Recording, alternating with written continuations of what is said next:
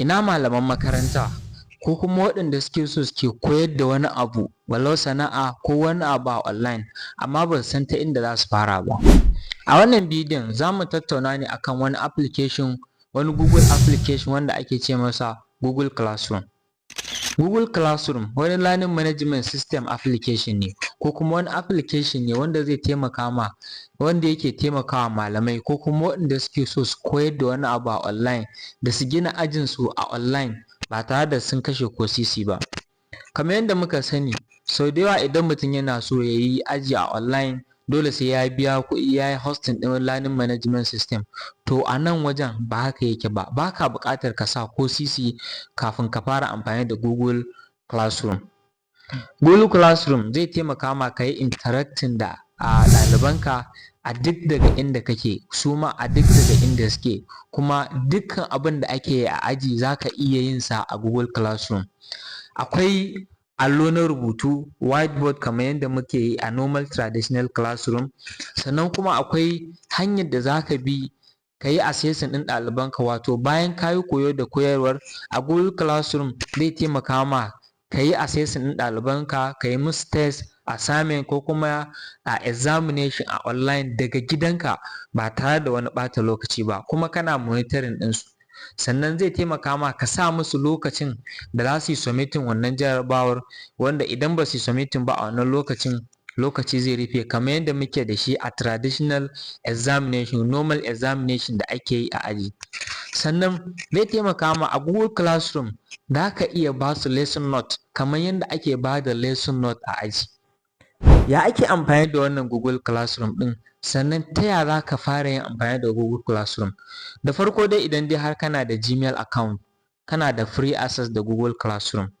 Amma kafin mu je in nuna muku yadda za ku fara amfani da wannan Google Classroom ɗin, yana da kyau mutum ya tsaya ya kalli bidiyon nan daga farko har ƙarshe, sannan kuma ya yi subscribing ɗin wannan channel ɗin, ya yi following ɗina a social media account ɗina, sannan ya yi sharing ɗin bidiyon domin mutane da yawa su samu su amfana daga wannan bidiyon. Yauwa, da farko dai kamar yadda na yi bayani a baya, idan dai har kana da Gmail account to kana da free access da wannan Google Classroom ɗin. Idan da kwamfuta za ka yi amfani, abin da za ka yi kawai shi ne ka je browser ka, sai ka danna ka yi searching Google Classroom ga shi nan. Idan ka yi searching Google Classroom za ka shiga, ka shiga zai kai ka wannan wajen, sai ka shiga sign into classroom. So dalilin da ya sa ya kawo ni nan saboda ina amfani da waya ne, and kuma already ina da application ɗin akan wannan wayar. To inda kwamfuta ne kawai zai kai ka direct ka yi wannan. So let me bari na ce just open with classroom. So yanzu mun shigo classroom ɗin. The same place idan a kwamfuta ne ma abin da zai nuna ma kenan. Inda waya ne abin da kawai za ka yi, za ka je Play Store.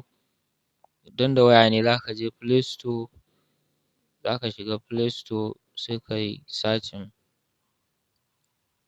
Google Classroom ga shi nan. So because ni already na yi downloading ɗinsa, zai yi downloading, ka yi downloading za ka yi installing ɗin kayanka, za ka je, it's very straightforward. So bari mu je direct to Google Classroom ɗin mu ga yadda ake amfani da shi. Idan ka wannan farko, idan baka taɓa yi ba zai buɗe ma ne step ɗin da za mu je gaba nan, saboda already ina da Google Classroom ne ya nuno min nan. Abin da za ka yi, za mu shiga nan, bari mu ce create classroom. Idan joining ne za ka yi joining sa wani class ɗin kenan. In create ne za ka yi creating class naka. So in ce create class ga shi nan, za ka karanta wannan instruction ɗin ka ce ka yarda, sai mu ce continue. Yauwa, farko za ka sa sunan class ɗinka, za ka sa misali class name, sai mu ce level 200, then section mu ce 20 23 slash 2024. The room, let's say content creation.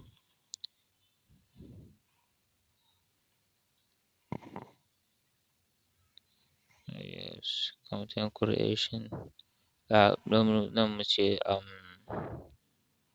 computer. Yes, it's the same. Bari mu bar shi a content creation ɗin. Content creation sai mu ce video content creation. So this place zai baka dama ne ka yi describing ɗin class ɗinka da waye. Bayan ka gama wanne level ne, wanne session ne, wanne class ne, wanne subject ne, gashi nan sai ka je ka rubuta create.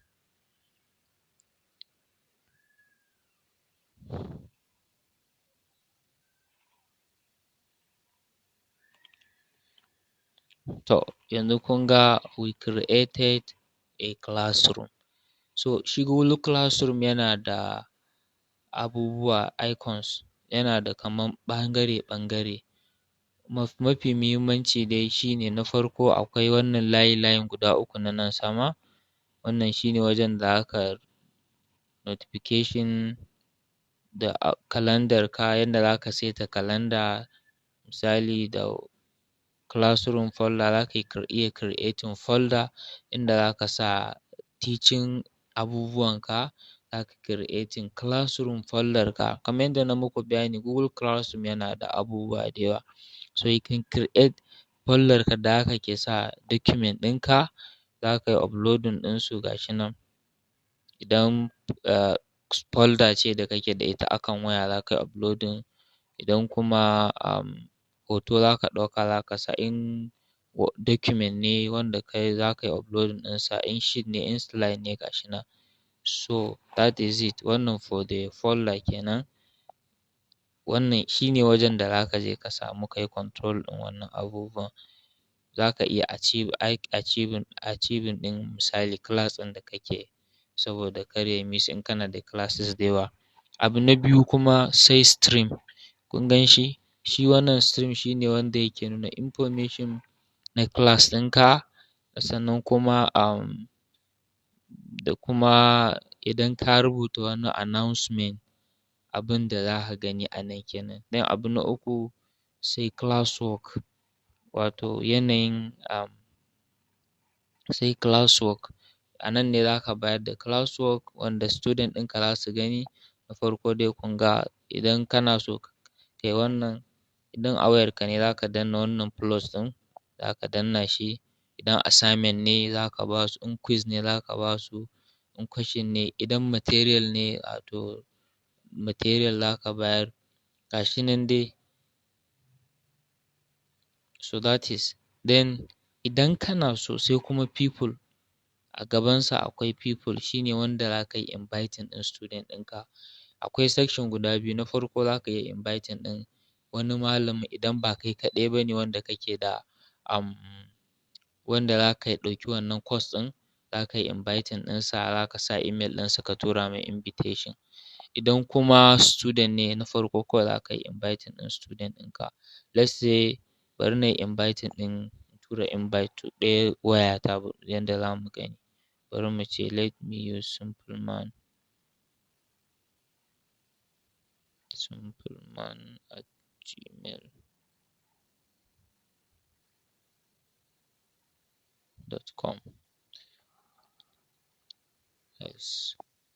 So let's say just call invite. Kawai bayan mun rubuta email ɗin kawai za mu ce invite.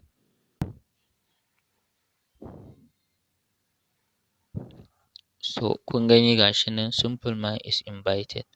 So amma kuma kamar yanda yake idan a wurin invitation na student akwai option kala-kala, saboda ka ga student ba wai mutum ɗaya bane, mutum biyu. Zata yiwu mutum yana da kaman ɗalibai 200 ko 300. Ba zai yiwu ba ka rubuta musu invitation one after the other. So abinda zaka yi shine in ka danna wannan plus sign ɗin sai ka ce share link.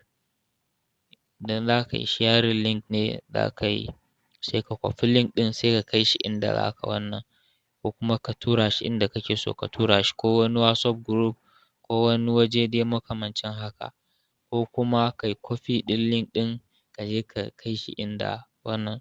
So wannan dai shine. To yanzu bari mu je mu gani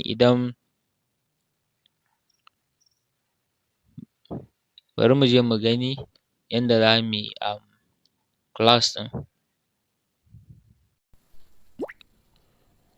Alright, to yanzu ga shi na turo invitation daga Native Africa zuwa Simple Man. So abinda za mu yi kawai, I will go to my email address and click the link, go to the link, join the class.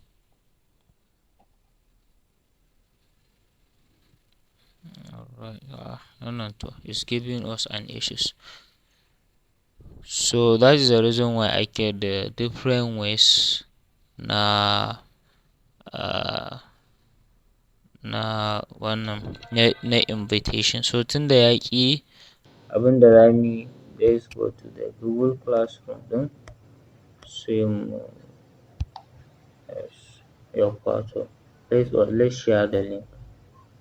Me sharing the link, let's say through Gmail. Simple Man.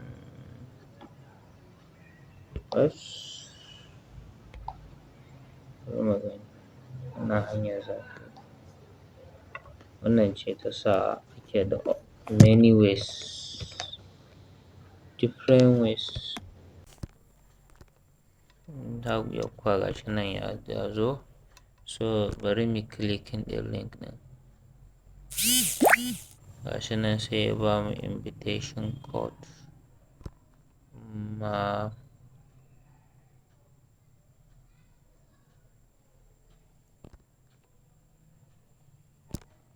Amma in case ko zai ba mu issues.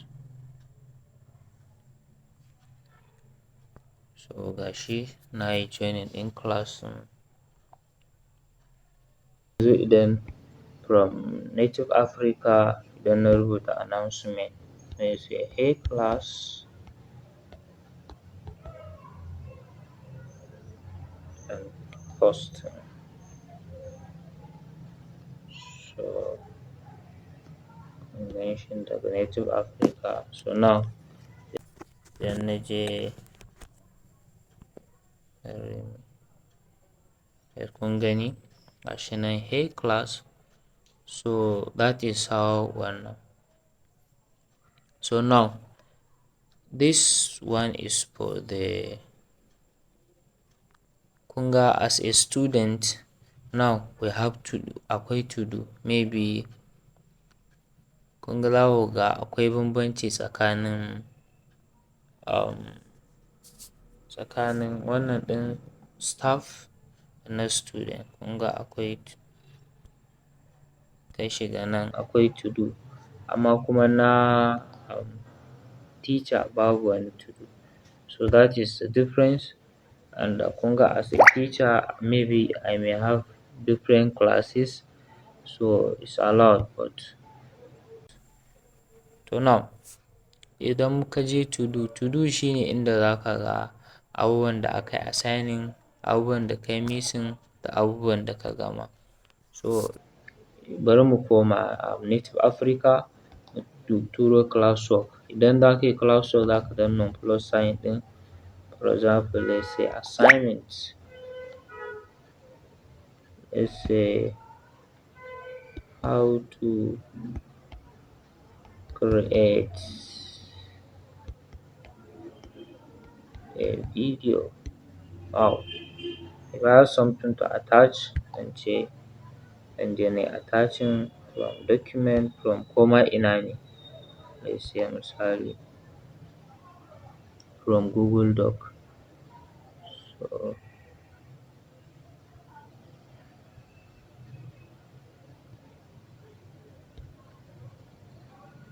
zan ba shi point nawa ne assignment 100 point or yy ne 7. Zan sa due date yaushe za a yi submitting, maybe zan ce June 13 yy gashi nan. Then topic,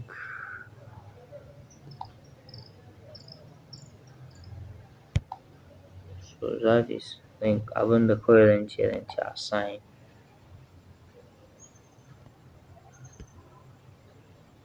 How to ban sa create video, so zan ce kawai assign this one as a teacher. So yanzu as a teacher na tura assignment. Abinda zan yi na dawo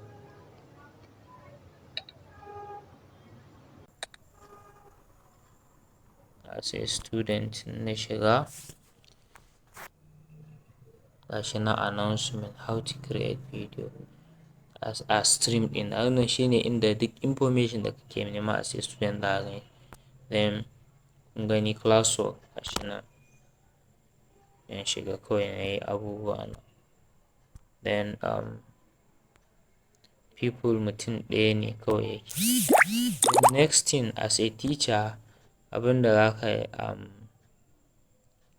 iya yi shine za ka iya ba da misali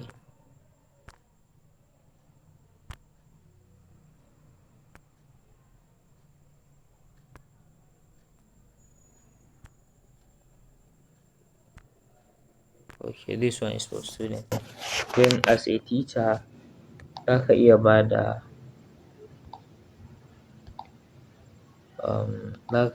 da note. Maybe kana so za ka tura course material, kawai za ka ce material, za ka yi description misali ka ce lecture notes, description, video content. Za ka iya attaching, akwai wani topic ma za ka iya attaching, kai attaching PDF ne ko ma dai menene. Kuma it's just an illustration. Sannan za ka iya yin exam, za ka iya yin quiz misali ce quiz direct quiz zai ma generating Google form direct. Za ka je kawai kai filling kayanka ka gani, za ka ce maybe